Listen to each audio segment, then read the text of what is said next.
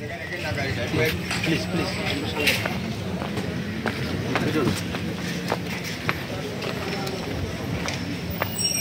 এ ভাই এখন তো 10টা বাজে, তালা দেয় এখনো ভূমি অফিসে? ভাই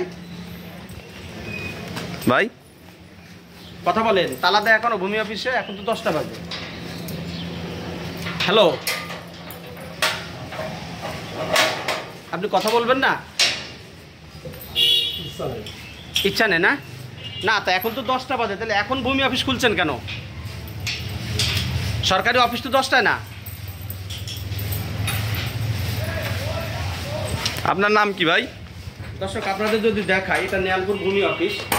এখন 10টা বাজে, এতক্ষণ অফিসটা বন্ধ ছিল, এখন এসে একজন অফিসটা খুললো, কিন্তু উনি নাম পরিচয় আমাদেরকে দিতে চাচ্ছেন না। ভাই আপনার নামটা বলেন।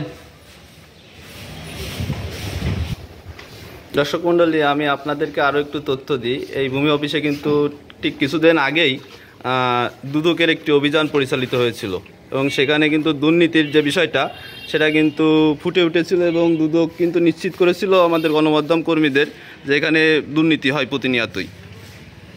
দেখেন এখন যদি আমরা আপনাদেরকে সময়টা দেখাতে চাই, এখন হলো সময় 10টা 2। এখন একজন এসে দেখেন অফিস খুলে এই কেবলমাত্র আপনার পতাকা তুলছেন, নেহালপুর ভূমি অফিস এটা, যেটাকে স্থানীয়রা দুর্নীতির আখড়া বলে জানে।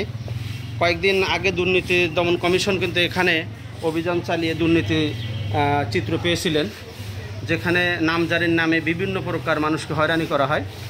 তো আজকে আপনাদের দেখাই আসলে এখানকার সেবার চিত্রটা আপনারা দেখেন। একটা সরকারি দপ্তর যদি 10টার সময় যদি তালা খোলা হয়, তাহলে এখানে কি সেবা দেয় এরা, মানুষ এখানে কি সেবা পায়?